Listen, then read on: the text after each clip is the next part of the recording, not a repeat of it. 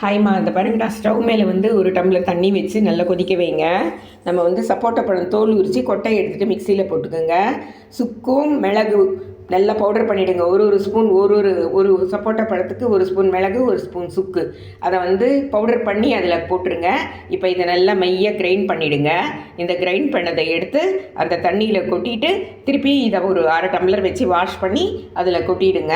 கொட்டிட்டு நல்லா கொதிக்க வைங்க. அந்த 1.5 டம்ளர் தண்ணி 3/4 டம்ளர் ஆற வரைக்கும் கொதிக்க வைங்க. அதுக்கப்புறமா அதை வடிகட்டிட்டு நீங்கள் உங்களால் எவ்வளோ சூடு தாங்க முடியுமோ அவ்வளோ சூடாக குடிச்சிருங்க. வெறும் வயிற்றில் குடிக்கணும், ஓகேவா? மார்னிங் ஒரு தடவை குடிங்க, ஈவினிங் ஒரு தடவை குடிங்க.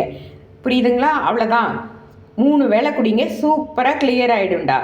இதை பார்த்து கற்றுக்குங்க. இதை பாருங்கள், நான் கஷாயம் போட்டு உங்களுக்கு திருப்பியே காட்டுறேன். ஓகே, இதை பாருங்கன்னா இந்த மாதிரி மெய்யாக அரைச்சிடணும். ஓகே, மெய்யாக அரைச்சிட்டு அதில் வந்து நம்ம ஸ்டவ்வில் அப்படியே வந்து இதில் கொட்டிடுங்க.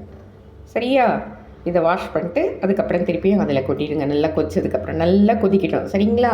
அதுக்கப்புறமா நீங்கள் அதை இறக்கிட்டு வடிகட்டிட்டு அதுக்கப்புறமா நீங்கள் சாப்பிட்டு பாருங்கள் எப்படி இருக்குன்ட்டு. செம்ம. நம்மளுக்கு வந்து அது கஷாயம் மாதிரியும் இருக்காது. நீங்கள் சாப்பிட்டு பார்த்துட்டு உங்களுக்கு கிளியரன்ஸ் வந்து நம்மளுக்கு எதுவோ மூக்கில் காலியாக இருக்கிற மாதிரி இருக்கும். எதுவோ ஒரு ஃபீலிங் அவ்வளோ சூப்பராக இருக்கும். நீங்கள் வந்து கண்டிப்பாக செய்து பாருங்கள். என் கிளாஸில் வந்து ஸ்டூடெண்ட்டுக்கு வந்து அந்த மாதிரி இருக்குது. அந்த பொண்ணுக்கிட்ட சொல்லி செய்யவே மாட்டேங்கிறான்.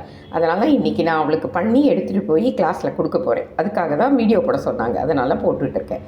லைக் பண்ணுங்கள், ஷேர் பண்ணுங்கள், கற்றுக்குங்க. சப்போட்டா பழம் கஷாயம். தேங்க்யூ. இந்த பாருங்கம்மா, அந்த கஷாயத்தை வந்து நல்லா கொதிக்க வச்சாச்சு. இந்த பாருங்கள், இந்த திப்பியை வந்து அப்படியே இருக்கட்டும். டீ வடிகட்டில் வடிகட்டுருங்க. இது பாருங்கள், வடிகட்டிட்டோம். இதை பாருங்கள், இதை வந்து கரெக்டாக வந்து நீங்கள் அப்படியே சாப்பிட்டுடுங்க. எவ்வளவு கிளியர் ஆகுமோ அவ்வளோ கிளியர் ஆகும்டா. சரிதா? சளியும் இரும்பலும் த்ரோட் பெயினும் அவ்வளோ க்யூராக கேட்கும். இப்போ திருப்பியும் வந்து நீங்கள் இதை மூடி வச்சுட்டு திருப்பியும் வந்து நீங்கள் ஈவினிங் வந்து காஃபி குடிக்கலாம், ஓகேவா?